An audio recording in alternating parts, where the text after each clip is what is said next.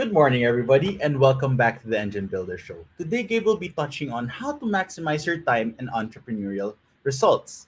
Thank you, everybody, for tuning in and enjoy the show.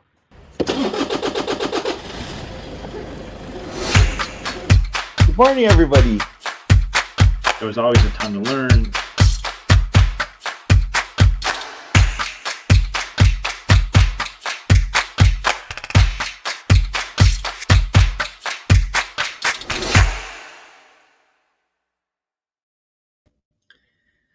Good morning, everyone. Hope you're doing well. And thank you for tuning into the show. As always, I appreciate you and the time that we get to spend here each day during the week.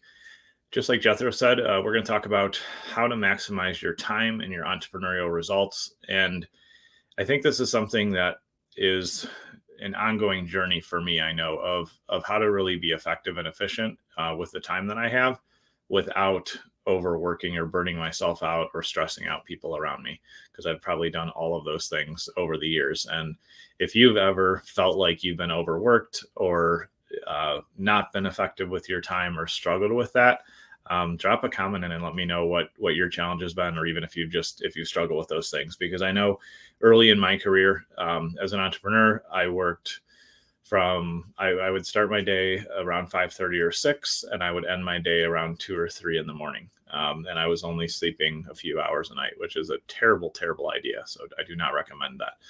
But I did that for way too long. And then there's been other seasons where I haven't been as productive as I wanted to, because I've allowed myself to get distracted or watch Netflix during the day, especially long ago when I really didn't have a team and it was me and a couple other people. I had way more time on my hands, and I really wasn't effective with the time. And I think that's been something that I've just learned over the years, how to really begin to manage and optimize the time that I have without stressing myself out, without overworking myself. And last night, as I was thinking about the show today, and I was looking at my calendar, there's a new app in my Google Workspace, in my Google Calendar, that shows me kind of how much time I spend in meetings each week. And I could definitely feel like I was getting out of whack and out of balance. And so my little tool here tells me the week of March 13th, I was in 28 hours of meetings with other people. The week of March 20th, I was in 34 hours of meetings with other people. The week of March 27th, I was in 38 hours of meetings. And this week I will be in about 36 hours of meetings. And when I looked at that, I was like, man, that is out of control. No wonder I feel like I'm being really slow in accomplishing the tasks I want to accomplish. Now, granted, my role in the company right now is to sell. So I'm in a lot of meetings there. I give direction, I give coaching and support to clients and team members. So meetings are part of my work, but there are things that I need to be able to do on my own and have that just focused time and that clarity. And I think regardless of what role you're in, it's really critical to set aside time where you can focus and you can have no interruptions, and you can accomplish either just sitting there and having time to think and breathe and give yourself strategic thinking time, or you probably have critical projects that are going to move your company forward and are going to get you results. So what we're going to talk about today are 3 things that I keep in mind that really help me maximize my time. And when I'm maximizing my time, it's when I get the highest return on investment in my company. I get the most amount of sales. I get the most profitable work done. The team is most supportive. And so regardless of if it's just you as the team right now, or if you have other folks working with you or for you, then you're going to want to begin to adopt these approaches and these strategies, in my experience, because they'll help you really level up. So the first thing to realize, and this is simple, but really hear this out, because if you really embrace this, it will help you, is just remember that you have 168 hours each week. That's it. I have the same amount. You have the same amount. Everybody on the planet has the same amount of hours in a week. And my strong encouragement to you is that you should be sleeping for a minimum of 49 hours during the week. So that's 7 hours a night. And that's cheating it a little bit on the short side, in my experience and opinion. But anybody that tells you, oh, you can sleep when you're dead, or, you don't need to sleep and you can work all day and all night, all they're doing is taking money from you and taking away your health. So don't ever believe that, and don't allow yourself to believe that lie.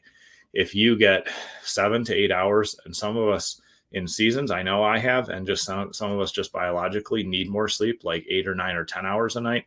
When you get the right amount of sleep, you can crush your goals, you can accomplish things significantly faster, and you can deliver results that matter. Working over, there's multiple studies around this you can look up for yourself, but working over 40 hours a week doesn't make you more productive. All it does is slow you down and make you make worse decisions, and you put out worse work. The same is true when we don't sleep enough. If you don't sleep enough, you're going to make bad decisions. You're going to be reactive. You're going to end up just hurting yourself. So as you look at, you can simply put in a spreadsheet or list it out. However, it's easy for you to plot this out. If you put in 168 hours and then you start taking away things that you need to do, like sleep being, I think, priority one to put in there, because you won't be good to yourself or your family, your team, or anybody if you don't sleep enough. And then putting in time for exercise. So I've done this exercise with my friend Lisa Malice, and if you need time coaching, she's an amazing time coach and strategist. So I can connect you if needed there. But if you think about this, I've done this a few times with her, but I'll kind of do it off the top of my head for a few minutes here. So I'll actually do it on a calculator, so I give you guys realistic numbers. So with 168 hours, I always get 7 hours a night, or I'll say almost always. That's always my intention. So a minimum of 49 hours of sleeping. Then I like to walk a half hour at least 4 days a week. Sometimes it's 5, but it's always 4 days a week. So I take out 2 hours there. If you actually, and I'll talk about this a little bit more in a little bit here, if you start running a timer when you're doing things, you'll figure out how long things take for you. So you probably need to like shower and use the bathroom and things like that. Even if you, this is probably too short of a time, but even if you said like that would be 10 hours a week, you take 10 hours away there. If you need to drive somewhere periodically, if you need to take your kids to school, you need to eat without rushing yourself, because that's not healthy. So if you think like, oh, I'm going to take 2 hours a day to eat, there's another 14 hours. And if you start just taking away things that don't even have to do with work, you're going to start to understand that you do have a finite amount of time to work. And so you need to be strategic in how you use your work time. Even if we just said, I'm at 93 hours, removing those two things. Even if I said, okay, I'll take away 40 hours of work, which I don't always work a full 40, then I have 53 hours left for the week. And if I divide that by 7, then I basically got 8 hours a day to do other things. And